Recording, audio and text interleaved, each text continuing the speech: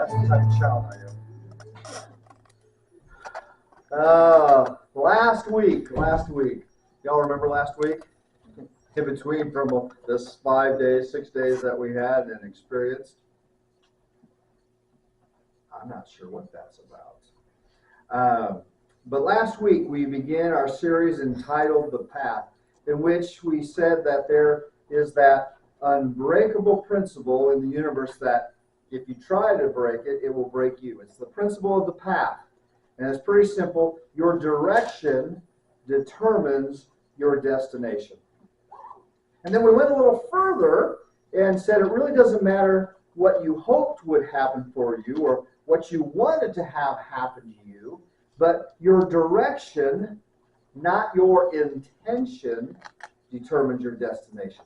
It doesn't matter how smart, how good looking, or rich you are. If you get on Route 1 here today and you go north, you're eventually going to get to Fort Wayne. That's what it is. And this principle isn't rocket science. It isn't brain surgery. We all know this when it comes to geography, but for some reason, when it comes to other areas of our lives, like our relationships, our finances, our morality, eating habits, exercise, and developing skills that make us more confident and valuable, we often walk one way and hope to wind up somewhere in the other direction. Your direction, not your intention, not your hopes, not your dreams, determines your destination. And this is the hinge on which everything we're going to learn today swings. If you have your Bible or your phones, get to Proverbs 1:2. Solomon, the primary author of Proverbs, tells us why Proverbs was written. He says, for attaining wisdom and discipline, for understanding words of insight, for acquiring a disciplined and prudent life, doing what is right and just and fair, for giving prudence to the simple, knowledge and discretion to the young. Now, who doesn't want any of that? You know, God superintended the composition of this book we call Proverbs so that we could become wise, so that we would know how to live well. In this section, which is known as the prologue of the book of Proverbs, there's a word here. Look at here. We're going to look at this. A word that appears twice that we don't use very often. But it's a great word because if you master the skill it implies, then your life will work much, much better. Let's look at verses 3 and 4 again, if you will, okay? Look at this. See if you can catch this word. For attaining wisdom and discipline, for understanding words of insight, is verse 2, and for inquiring a disciplined and prudent life, doing what is right and just and fair, for giving prudence to the simple, knowledge and discretion to the young. Did you catch the word? The word is prudent. You know, we used to have a president, I'm not going to tell you which one it was, but he'd say, you know, that wouldn't be prudent. Okay? You remember who that was? I'm not going to get it. Anyway. But the word prudent, or in the adjective form, is prudence. And to be prudent means to know what to do, to exercise good judgment, or having common sense. I got an equation there in your notes there. It's prudent equals knowing what to do, exercising good judgment, having good sense. And we don't use this word very much, but the book of Proverbs uses it quite a bit. In fact, Solomon compares and contrasts prudent people, and with the second kind of people, he calls simple people. Whatever you are, you don't, though, want to be the simple person. All right? Later, though, here in Proverbs, Solomon says, flog a mocker, and the simple will learn prudence. Rebuke a discerning man, and he will gain knowledge. In other words, some people learn by verbal instruction. A friend points out something that you're doing wrong, and that person learns from it. Other people, simple people if you will, have to be whipped or beaten to learn the lesson. In another place, Solomon says this, Proverbs 12:16. He says, "A fool shows his annoyance at once, but a prudent man overlooks an insult." Simple people let their emotions get the best of them. They get mad and go into a rage. They spout off and complain when things don't go their way. They give a piece of their mind often, if you will. But it says, the prudent people who know how to control themselves take things in stride. You'll look the other way. Give them the benefit of the doubt. Boy, they must be having a really bad day today to lash out like that. Another one, Proverbs 14, verse 15 says, "A simple man believes anything, but a prudent man gives thought in his steps." Simple people get fooled easily.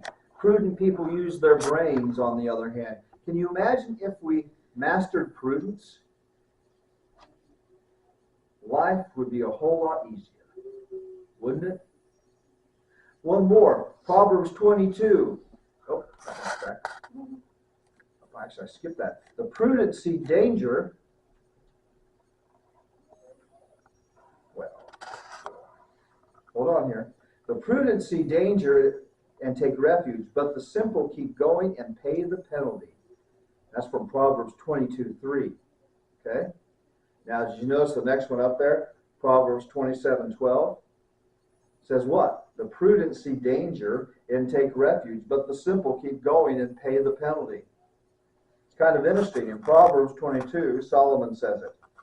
And in Proverbs 27, he says it again. The exact same proverb recorded in two places. Well, why would God do that? Why would he use Solomon for this? Why would this proverb be recorded twice? Well, I don't have a very good answer. I don't honestly know, but I always have an opinion, right? Those of you who know me, God put proverbs in the Bible to make us smarter in living life, make us wiser. And God put this proverb in the Bible twice because he thinks that it's probably doubly important. That's my story, and I'm sticking with that. Simple people need to be flogged to learn lessons, while prudent people just need a word. Yeah, experience is the best teacher. You know what the rest of that says? There's more to that, by the way. Experience is the best teacher, or a good teacher, and a dear one. In other words, you pay the price many times going through that experience with that. If last week we learned that our path is of paramount importance, then the logical question then is, of course, how do we learn which way to go with that? This proverb is telling us that the primary difference between the prudent and the simple is not what they see, but how they respond. How you and I respond to what we see. Did you catch that? It's how we respond to it. Not what we see, but how we respond. The prudent sees danger, and it says takes refuge. The simple see danger and keep going. And both of them see danger. The simple and the prudent. One responds by changing the course, and the other keeps going in hopes that danger will never arrive. I'm hopeful. I'm going to keep going here. It doesn't look good, but I'm going to keep going. Okay? Sounds silly. The chuckles are there. Of course it is.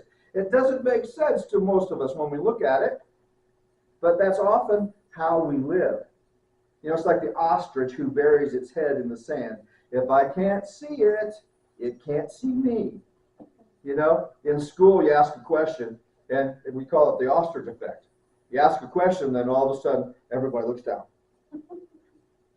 Because if I can't see you, you can't see me, right? That's how it is. If I ignore what I know is out there, it can't hurt me.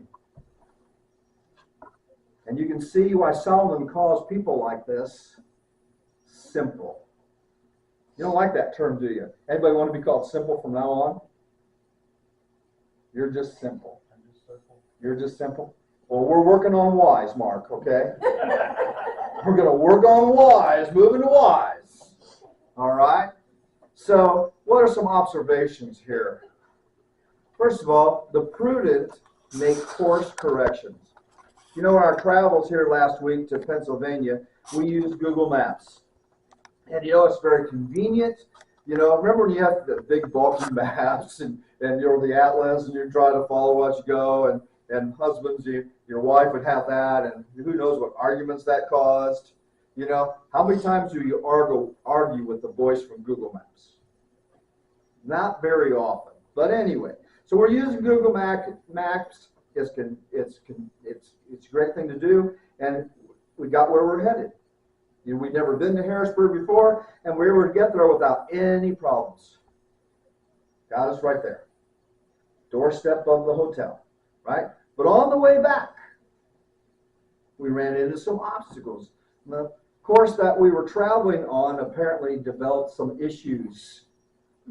Okay? And to do that, there was apparently an accident that no longer made the path we were on to be quicker and a more direct way. It attempted to direct us, and I remember looking over at my wife. I said, "Did that just say to do this?" I said, "Well, why am I doing that?" And so, guess what I did? I continued on. I don't know that voice. Come on.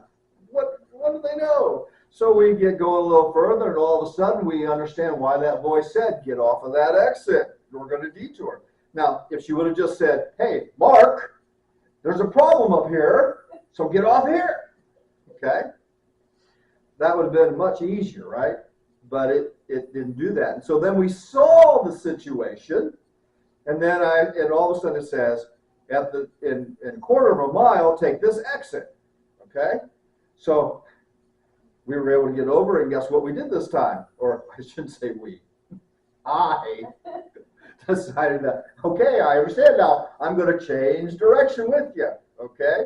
And so we begin to do that. Now, that's an interesting story because guess what? We weren't the only ones that she sent that way. You know what happens then? It's like when everybody gets up to go to the restroom, there's a line at the restroom. Well, guess what? There was a line at the detour as well. Because everybody else was listening to Google Maps, apparently. But we took it.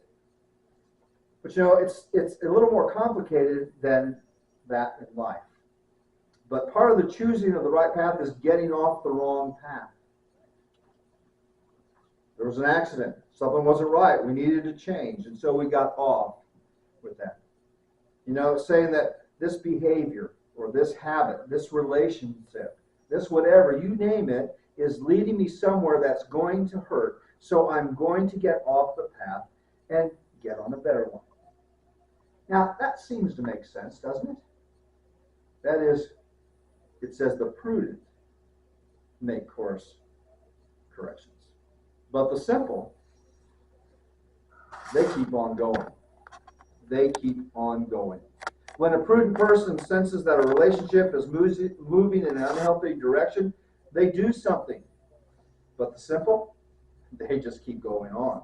When a prudent person sees trouble on their financial horizon, they do something. The simple, they keep on spending. When a prudent person realizes that God is the most important person in the universe and their